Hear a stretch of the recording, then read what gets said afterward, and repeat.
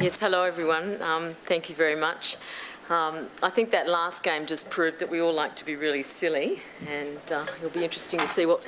Oh, I just stood on something. What happens at drinks tonight. I'd like to start... my presentation today is something that people usually don't like to be silly about, and that's money. It's usually a very serious factor. And it does have enormous social and economic ramifications, and I'm also going to talk about that initiative in response to also the responsibility. First up, I'd like to really acknowledge the IBSA, as it's called, the Innovation and Business Skills Australia, which is the Industry Skills Council that sponsored me here today. And then the Skills Council for Finance, ICT, Printing, Education, Business and Cultural Industries. So thank you to them, and also to Anne-Marie, who I met in Melbourne quite some time ago at a financial services function, and I just want to thank her very much for including me as well.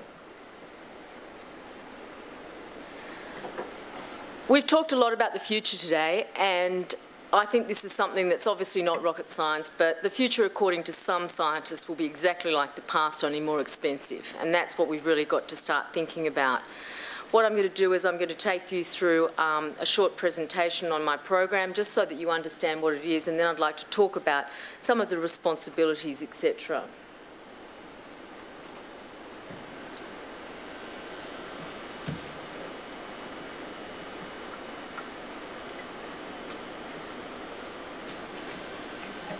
Sorry, we'll just start that again. Let's put the music on. Control of your finances. Sorry, we'll start again. Money for Life. What is Money for Life? Money for Life is an effective education program that empowers you to take control of your finances. Money for Life assists you to gain skills that will enable you to make informed decisions about financial products and services. Do you live pay to pay? Are your living costs spiralling out of control? How much do you save? How much do you owe on credit cards? How long will you live? We all need to ask ourselves these questions before it's too late. You can achieve greater work-life balance by taking control of your finances. As we move through life, our focus changes. When we're young, we want to travel and buy new things. As we get older and have families, we might want to buy a house, a new car, and pay for the children's education. In retirement, we need enough money to enjoy a comfortable life. Money for Life is the first online independent training program providing financial education.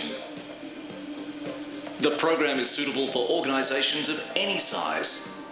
The Australian National Training Authority has noted the material as meeting their quality assurance criteria through the National Training Quality Council. Financial security is not just good luck. It's about careful planning and calculated risk.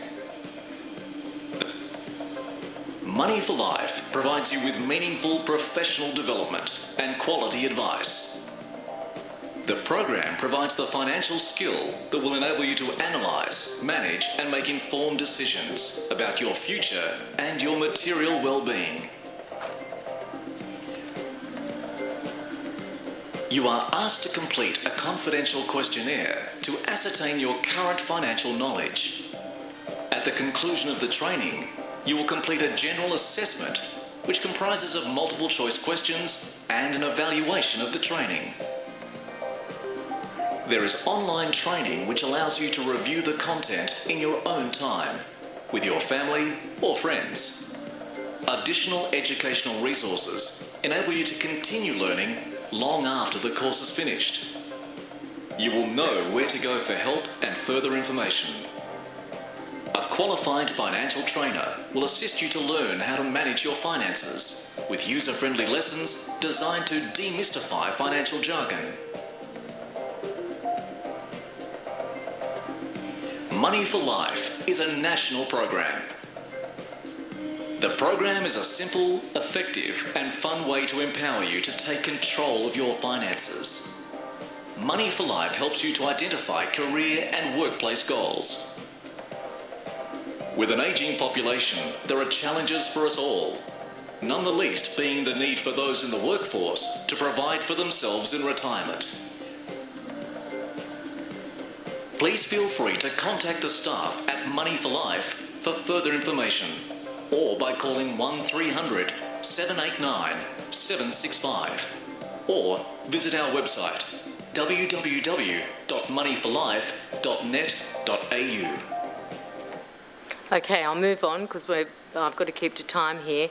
So basically that's just encapsulates what the program's about, and I'd like to come back to talk to you about what are some of the results I've got from that questionnaire, which is important today.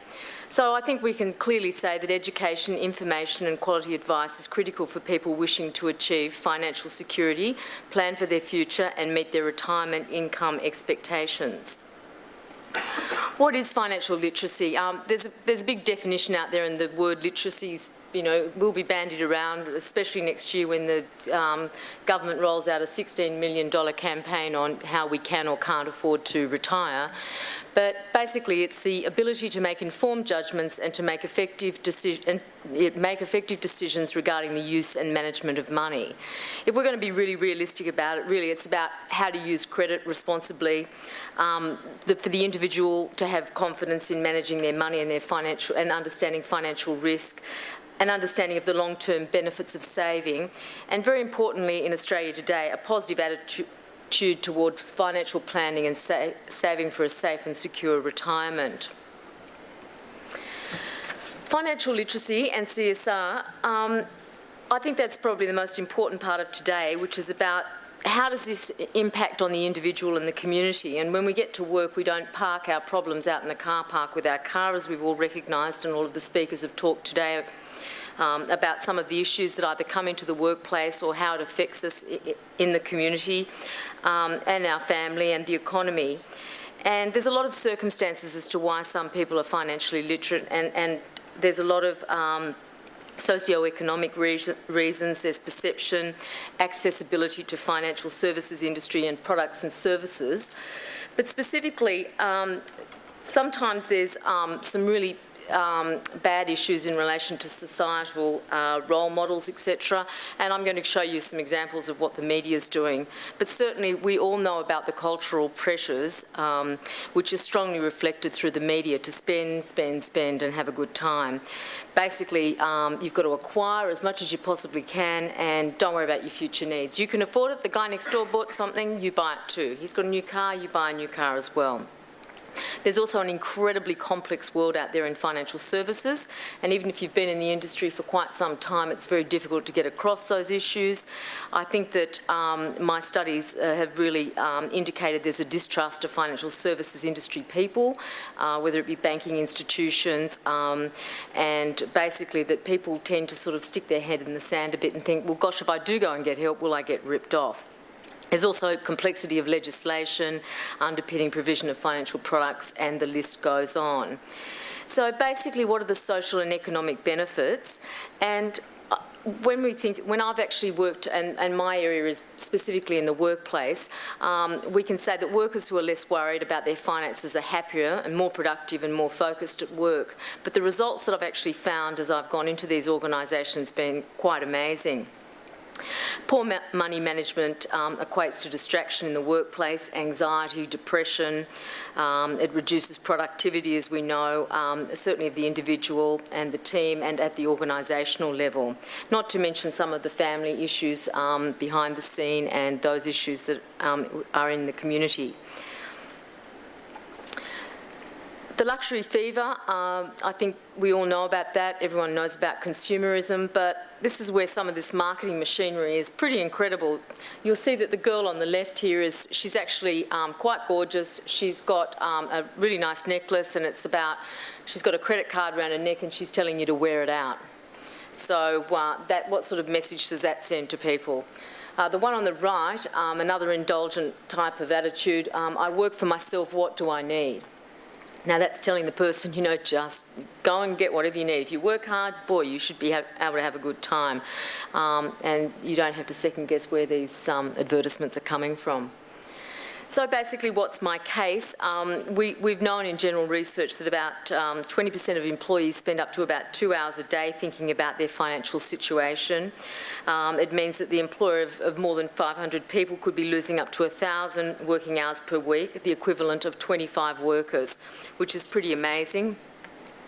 But work-life balance, and the reason that a lot of the organisations that I've rolled it out have really is about creating that supportive, healthy workplace for employees so they can better integrate their work and personal responsibilities.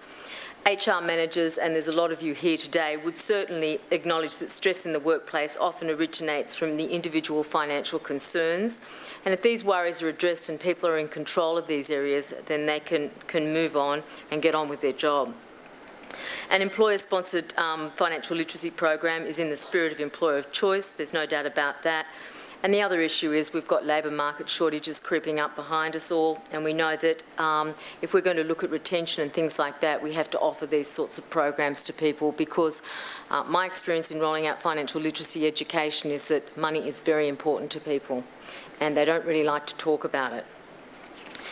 Employers are also not in a position to provide financial advice today, and you know that from the superannuation choice that came in, that you were told and often advised about the perils of offering advice, and there are certainly some restrictions in what you can and can't say to employees. The results, I'll just give you briefly just some of the results I've had in rolling out to some really large organisations. And basically it's acknowledged that 90% of the people that I've rolled out have said that they have trouble managing their finances. 16% spend all their money as soon as they get it. 65% don't save for a holiday but pay it off when they return, so they put it on their credit card and pay it off when they get back. And I hope this is not too reflective. More than 60% don't budget. More than 75% want to retire before 60 but do not have a financial plan and also don't know how much they need to retire. And 70% of people don't know what sort of lump sum they'll need to put aside, and really don't understand financial investments, balanced portfolios and all those sorts of terms, and really don't even, one of the questions on superannuation was quite remarkable how little people did know. That's about it from me. The style of the training, I just wanted to say that I have got some online training out there that you can have a look at, and I'd be very happy to show it to you. But thanks for having me here today.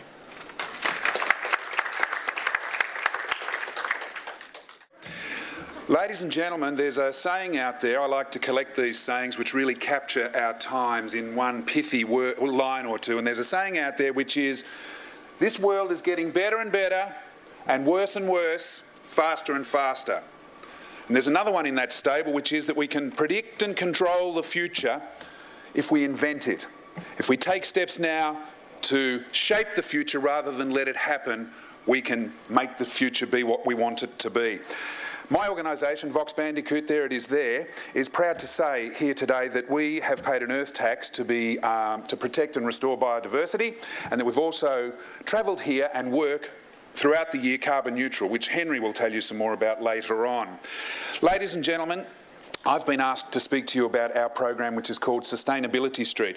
It equates very much, however, with another little program that was up here, SEOS, a workplace training program, but the graphic seems to have fallen off. Can we hold this for 40 minutes and I'll go and put the graphic back on? No, don't worry. It's called SEOS. It's Sustaining Environmental Opportunities and Solutions. It's a program that we've been able to roll out for organisations like Ford, Robert Bosch Australia, local government, Yazaki AAPL, and many of the principles in that culture change management for sustainability program called SEOS are echoed in what you're going to see with this here, our Sustainability Street program. And I'm very pleased to say that I think this is a tool that our speaker this morning, Ray Anderson, or should I say Saint Ray Anderson, I think. And I think Saint Ray Anderson would have loved this. He spoke of the sensitivity hookup. It was item number 6 on the list of 7 to create change. What this is about, and what our SEOS corporate change management program is about is the sensitivity hookup. And I thank Ray for that term because it's warm and fuzzy. Ladies and gentlemen, our work since 1988 has been about culture and about another term that Ray mentioned. St. Ray mentioned the term transformation. The need to transform society into a group of individuals who are an ethically enlightened species. And I think it's not just about warm and fuzzy, it's also about the pointy end of the economy, the GDP, jobs and all of that sort of stuff. And as Ken mentioned before, I'm going to be giving away, to prove our statement, no ecology, no economy, no planet, no profit, I'm going to be giving away a little bit later on here today up to $25,000, more of which later. Could be more. Oh, there it is! Did you see that? How do we do that again? How do we get that again, Dee? I'm excited. Anyway, you saw it for an instant. There it is, but it's not there. Anyway, this is how we define very briefly the Sustainability Street program. It's basically got two drivers. The two drivers, I think, are the two biggest imperatives in human history. How do we get along better with each other in our neighbourhoods and on our planet? How do we get along better with all other natural systems? Ladies and gentlemen, the social side of the Sustainability Street driver is really very interesting. We were inspired by a sociologist known as Robert Putnam, who created the term social capital. And Robert Putnam is also noted for creating the bumper sticker that in America, and I think ditto Australia, more people watch Friends than have friends. And in our program, we have brought people together who've lived just down the road from each other, and 5 years later they are working together with their local community in a pulsating, answer-providing, future-shaping sort of way. Try that someday. Ladies and gentlemen, Putnam created a term called civic invention, which is what this is all about. It's about creating new reasons for people to come together. And in all of our work around Australia, in workplaces, in community, in schools and universities, we have never met a single person who did not want the earth to survive. Everybody is just waiting for the plan, for the inspiration, and for the opportunity of participation in the solutions. So they're the two drivers. The program has 8 principles that I won't go into, things like taking time out to visualise a nice, clean, green future. There are 7 beacons which drive our behaviour on a day-to-day basis. Stuff like the terrible, terrible threat to biological diversity on this planet. Stuff like our addiction to energy. Stuff like the false foundation which waste provides for our economy.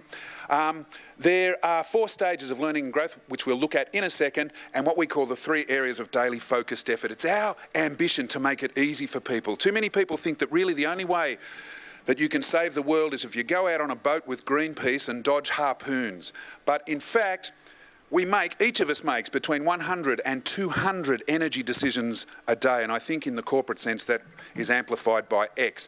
This is the growth and belonging tool. This is what makes both in organisations, corporations and in local communities. This simple cycle makes it relevant to people and owned by people. Basically mulch. We've got to learn stuff, and believe me, ladies and gentlemen, every one of us in this room who is interested will be learning things and will need to commit to learning things about sustainability for the rest of our lives.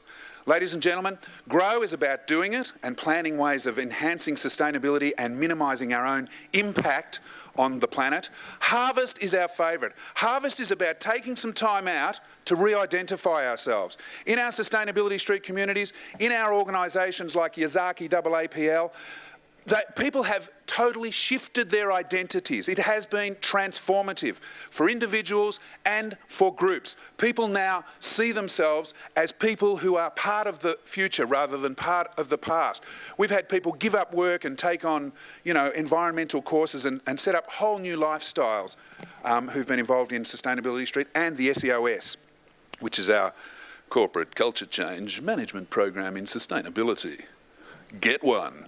Anyway, where was I? That's right. Harvest is about accelerating, and so is the Holy Grail in some ways. It's the idea, and there was a person standing here earlier today talking about connectivity. Really, since the ages, we have passed stories of urgency onto each other.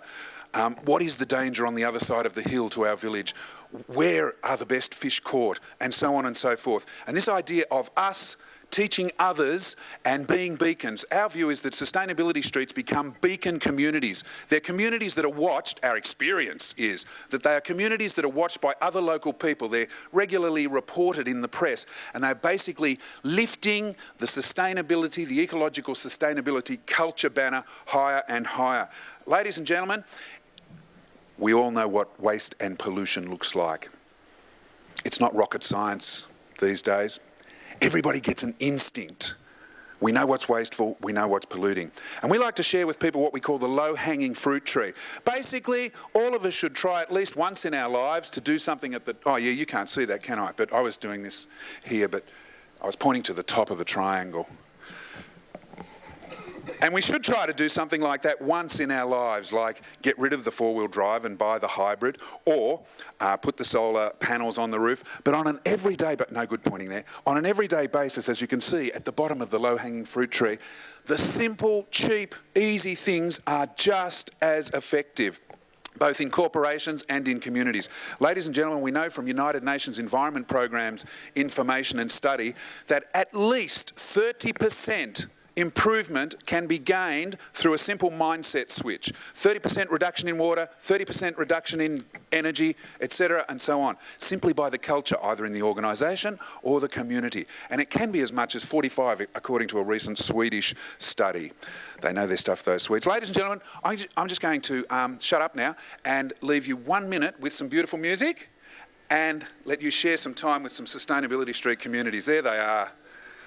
You gotta love them.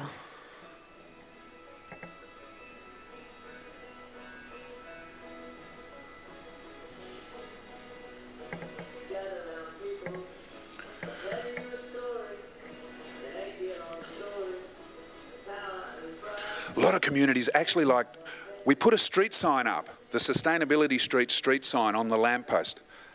Beautiful work, eh? And a lot of people like to have a parade down their street, making noise and music and clapping and laughing to put the street sign up. It's really quite a beautiful thing. There's commitment. Ladies and gentlemen, what is being reported fairly consistency is at least 30% reduction in domestic and corporate water, waste and energy. Importantly also, groups like this are engaging in amazing projects, like projects that would rock your socks. Unheard of projects, extraordinary projects, food co-ops, local festivals, websites, huge gardening projects. And that's basically the growth of it. And as you have a look at those figures there, I'd like to thank two corporate women who are in this audience who were part of a corporation which actually provided the CSR input in an early stage to allow Sustainability Street to become what it is today. Probably its 100th community in 2006, and that's Rosemary and Nicole who are here. They know who they are. So thank you, ladies and gentlemen. Don't go away.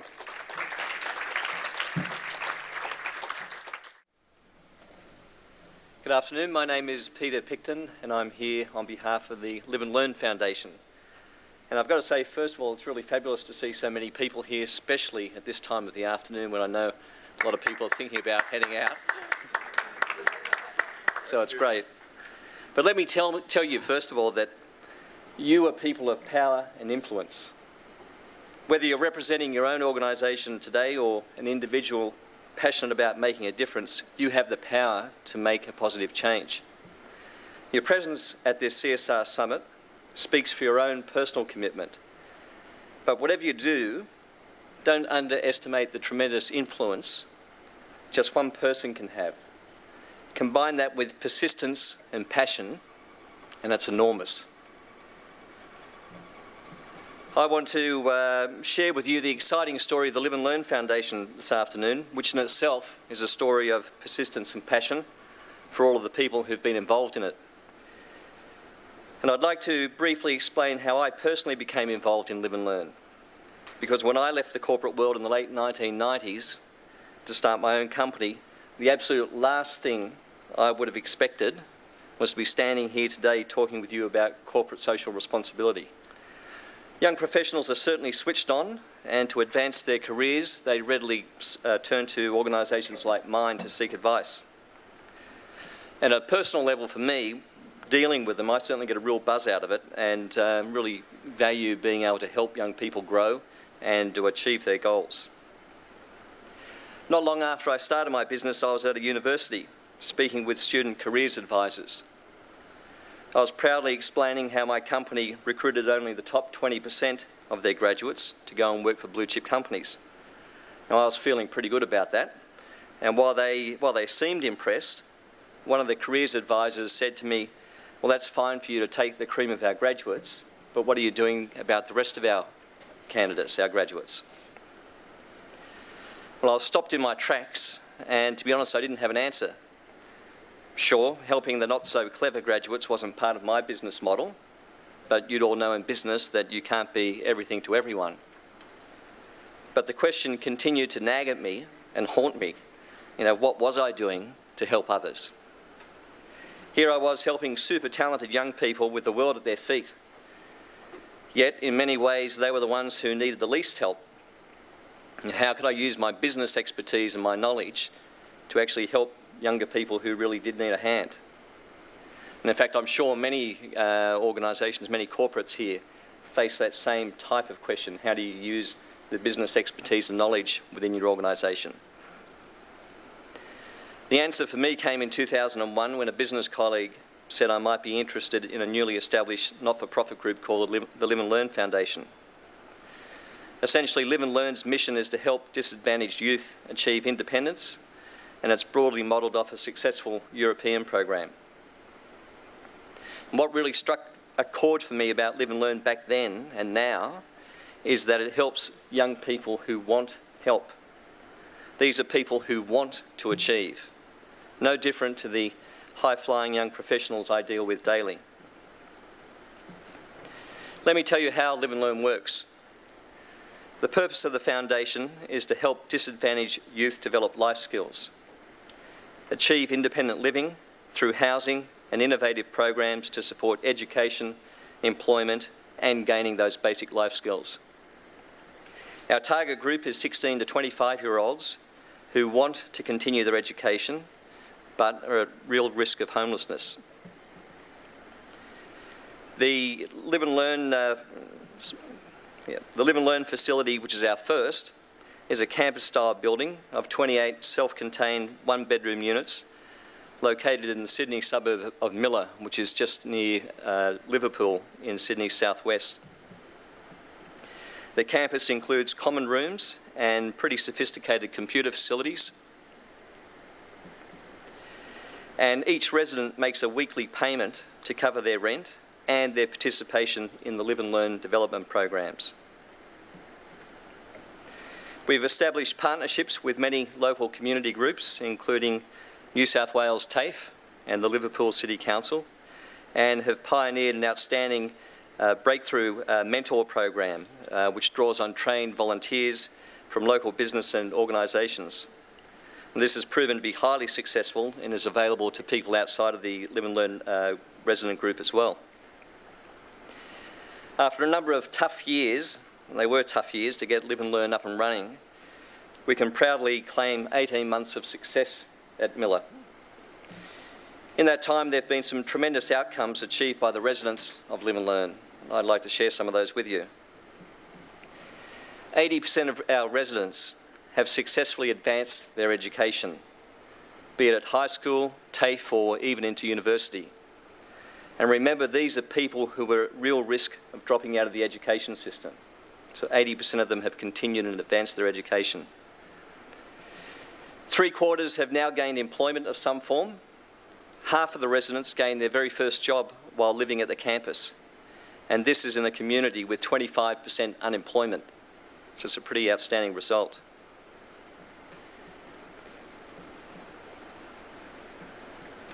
There we go. And after an average stay of about 7 months at the campus, 80% of residents who completed their stay at Live and Learn have gone on to live independently, or in some instances to return to live with their families.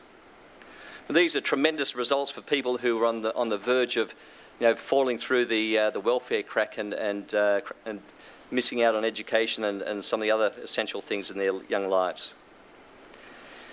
While the human outcomes are paramount, the financials are also pretty impressive. The net operating cost for a resident at Live and Learn is around $5,000, and that's way below the cost of traditional welfare housing services. And it's also not a welfare subsidy. It's a small investment.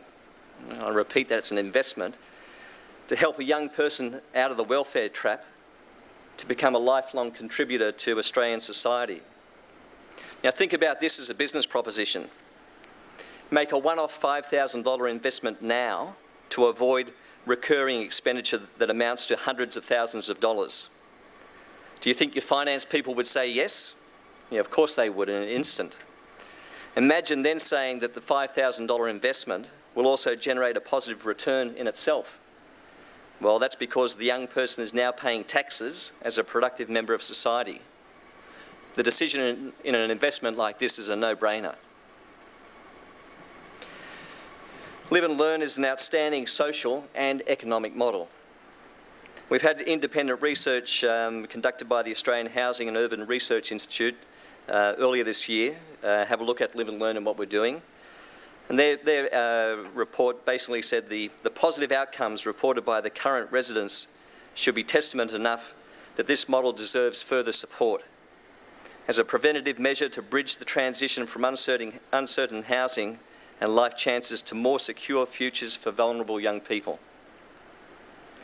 Now, to date, the foundation has been driven by a small volunteer board with representatives from small business, the New South Wales State Government, the New South Wales Youth Accommodation Association, and one of our unions, the CFMEU.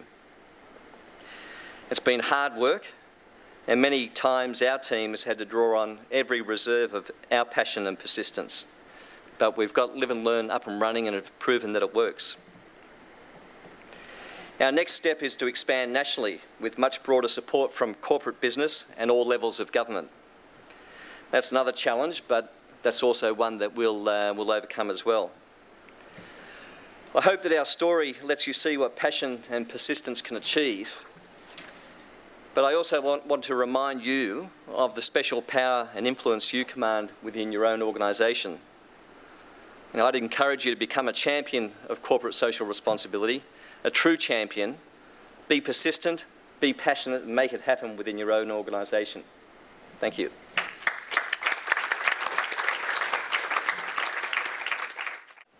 So I'm just going to talk to you a little bit about Greenfleet, what we do, why we do it and how we do it, and then show you what perhaps you might consider doing. We're a not-for-profit environment organisation. We specialise in dealing with transport emissions, particularly from personal mobility. We do this by providing sinks to soak up greenhouse emissions from cars by planting native forests, and as the forests grow, they soak up carbon dioxide emissions.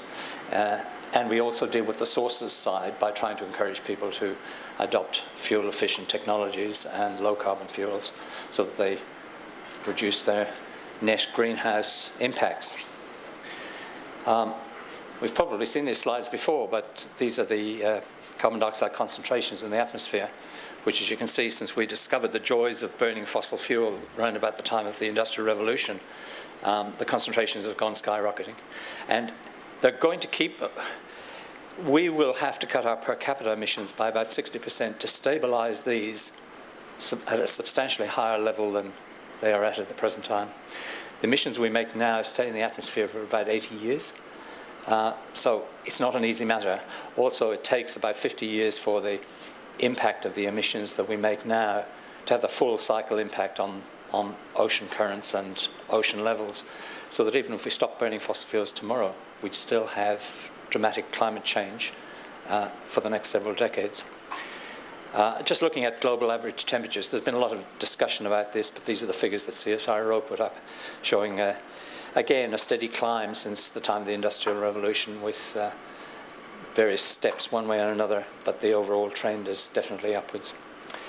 So what we do is we recreate native forests permanently. We put them back in the original mix of native species that existed there before. That figure's a little bit out of date. We've actually planted 2.3 million trees to date, all paid for by Australian motorists. And as they grow, they'll soak up emissions from cars. These are permanent forests, so again, we try to put back the original ecosystem so that we have the habitat for the critters who were there originally. A lot of people say, well, how do you know how much carbon your forests are going to soak up? And of course, this depends on a variety of issues, rainfall, quality of land, etc., etc. But the Australian Greenhouse Office has developed a modelling system where if we GPS a particular site, we can see where it falls into on the expected carbon grid. And we just apply that to the map, and it comes up with this sort of a picture. We see which sector that particular GPS site comes up on, and from that we can tell what the expected carbon uptake is as the forest starts to grow to full canopy. So what we're offering is actually to plant trees now, which will create a carbon offset in the future as the trees grow. This is a typical example of what we've done. We've got Jackie standing there, our forester, just so that you can see some reference to the height of the trees. These are some box ironbark trees we planted way back in 1998, our first year of operation. And already the koalas are back there and the region honey-eaters back there. And the whole system is coming back the way it used to be. It's going to take a long time, obviously, to reach steady state, but it's very well on its way. So what do? Well, we've got to get at the sources first. And the first thing we need to do is to have a look at the pattern of our fleet. And do we really need the large, heavy vehicles that consume huge amounts of fuel? Or do we go for vehicles particularly suitable for around town, such as the Toyota and Honda hybrids, which are available today? Or do we go to a new generation diesel? There are a whole raft of new generation diesels which are very good. They're good around town, but they're particularly good for long distance travelling. They're not as expensive as hybrids. They're extremely clean. They're extremely quiet. If you buy a motor vehicle in Europe at the present time, about 50% of sales of cars in Europe are diesels. They have particulate filters. They're generally clean, quiet, high performance. You can always go the whole hog and run your vehicle on some sort of biogas or biofuel. There are a whole raft of those available too coming onto the marketplace. Again, LPG. That's a little electric prototype vehicle. You can buy one of those. It'll cost you $800,000 though. Has terrific range, looks very promising, very much the type of technology which we might get in the future, but in the meantime it's just a little bit expensive for most of us. Ultimately we will be driving electric vehicles, probably electric vehicles powered by hydrogen. And this is just an example of one of the prototypes that's being developed at the moment, which was run from Hammerfest to Lisbon, just as a demonstration that it can be done. Whatever we do, it will be functional, it will be affordable, it will not be too silly. You don't have to make great sacrifices to save the environment. You can do it with the technology we've got now, but we've each got, as Frank was saying, to sort of take the steps, and let's take the easy steps. So, what do we each need to do? Well, the first one is to have a look at the sources side, to inventory your transport emissions. Now, you can do that from our calculator if you want to. If you've just got a car, if you've got a whole fleet, you can do much the same sort of thing. You just work out what is the fuel usage for a year, because your greenhouse emissions are directly related to the fuel usage. Every litre of petrol that you burn in your car puts out 2.25 kilos of carbon dioxide into the atmosphere. It's fixed science. There's nothing strange about it. It's very simple to calculate. You can do it on the calculator on our website, or you can just figure it out for yourself. And then you plan an emissions reduction strategy, particularly if you've got a fleet. Work out how can we downgrade the size of vehicles, get more fuel-efficient vehicles, look at some sharing, etc. But basically, if you figure out what your fleet emissions are now, and then start planning a reduction for the future. And then if you want to do something about the emissions you've already made or you're committed to making, well, then you can offset them through the sort of program we've got. We don't see long-term you're being able to plant trees forever. We're going to run out of land, and it's not a long-term solution. It's a short-term amelioration until we're all driving much more fuel-efficient vehicles. If you're interested in the sort of technology that is coming and the sort of fuels that are becoming available as well, send me an email to Henry@Greenfleet, and we'll put you on our e-news list. Every couple of weeks we send out bulletins about what's happening around the world on sustainable transport matters. It goes to about 850 people now, and that list is growing fairly rapidly. If you'd like to calculate your emissions, have a look at our website at greenfleet.com.au. And that's it from me.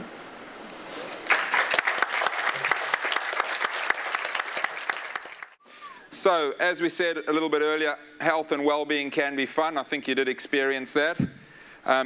Just a quick bit about Sporting Spectrum. We're running tight on time, so I'm going to skim through quite a lot of these. We've been in operation for nearly 14 years now. We delivered events last year to 30,000 participants. Over 3 different areas of our business: corporate events, major events, and health and well-being events. What I'm going to do today is just click through 3 very quick case studies, show you a couple of events that we've been involved with, which give you a bit of an indication of activities that you may want to put on for your staff, opportunities to create health and well-being in your workplace, opportunities to get involved with the community, to give back to the community, because a lot of the events that we're involved with are cause-related. I'm going to start with the case study on one of our major events, which is the JP Morgan Chase Corporate Challenge, which is actually part of a global series of corporate fun runs, which has been going now for 29 years. And you'll see the growth chart of it there. Last year, globally, over 15 cities, 220,000 odd runners from 7,364 organisations. Quite a unique, amazing event that is actually owned by JP Morgan, and they have grown the event in the direction that they want to grow it to achieve their objectives. And again, I won't go through all of those. I'm sure you're all good readers there, but just highlight a number of them, and specifically the ones, I guess, that relate more to corporate social responsibility. Very much linked with community and philanthropic initiatives. So every event, wherever it may happen in the world, and they happen in some of the major financial centres. So we, Sporting Spectrum, deliver the Sydney event with 8,000 participants, and the Singapore event with 10,000 participants. It happens in London, Frankfurt, New York, Johannesburg, and a number of other American cities. Obviously, many of you asked the question, how does it work for us from a business perspective? At the end of the day, there's got to be some return from a business perspective. So there are a whole bunch of business objectives that it achieves for JP Morgan, but at the same time, supporting community and philanthropic initiatives, and at the same time working on their staff. Their staff love being involved in this event. And I'll share some series there on that next slide of the local event. As I mentioned, Centennial Park, nearly 7,000 runners from 306 companies. Pat Rafter's Cherish the Children Foundation was the charity beneficiary from the event, and 493 people from JP Morgan staff participated in it. They love it. They get out there. They train for it. Gives them an opportunity to network not only with their fellow employees, but also with their clients and suppliers and so on, and a really fun night. It's very different from general fun runs in that it's on a Wednesday night after work in Centennial Park, opportunity for people to stay on, socialise, and enjoy themselves as much as running as well. The local objectives very similar to what we spoke about on the global objectives, so I won't dwell on that too much, but very much involved in being part of the corporate community and contributing to, as I mentioned, the Pat Rafter Foundation. Moving on to more of a specifically focused regular health and well-being event is an event called Lunchtime Legends, or a program called Lunchtime Legends, which is essentially lunchtime corporate sport. We offer 6 sports which are listed there. Most competitions are mixed, so essentially a company enters a team of participants, whether it be a soccer team or whatever, for a league which runs for 10 weeks. And to try and make it fun and enjoyable and take away some of the competitive, we generally insist on teams being a mixture of men and women, and we find that formula works really well. 2,000 participants weekly across Sydney participate in it. And I guess one of our biggest challenges, that last bullet point there, we just can't satisfy the demand based on the field space that we have available in the city. So we run 5 different sites across the city, out to Sydney Olympic Park and North Ryde, etc. Plenty of scope for growth in those areas, but our biggest challenge, amazing big city we have here, as beautiful as it is, not enough green space, not enough field space for us. We could literally fill our Sydney domain competition 3 or 4 times over if we had enough field space to fill that. Why participate? And this is just some of the feedback that we get from the participants in their testimonials. Improved health, obviously one of the things that we've touched on, one of the big issues, obesity and so on, so they do recognise the importance of improved health. But aside from that, getting rid of the stress of the day-to-day office work. Competition does come in there, camaraderie across different parts of the organisation, so we bring together, some of the feedback is a whole bunch of different departments work independently during the course of the day and week. They come together as one team and have fun once a week for half an hour during their lunchtime, and it is structured such that it literally takes half an hour once a week or twice a week, however often that they want to participate, and that allows them to fit it in with their normal work day. Just a quick list there of who participates. So you see a whole cross-section of the corporate community, from charities to government agencies to banks to other corporates. Moving on to the third area of our business, which is corporate events, and an example here of a case study, an event we did recently for Optus, the Optus mini games. They were in a situation where they were merging their wholesale and satellite divisions, and their objectives for the event, and whenever we deliver these events, there's a whole bunch of core activities that we have, but we work very hard with the client to try and identify what their activities might be within their organisation, so at the end of it we can hopefully tick all the boxes and say, did we meet your objectives? Their objectives were to clearly build one new team, which is pretty obvious if they're merging two departments, staff reward and recognition, celebration, and most of all, to have fun as well. The solution, we use the mini games, and you guys have now participated in one of the activities that we do in the mini games. You're now mini games veterans in having done your synchronised swimming.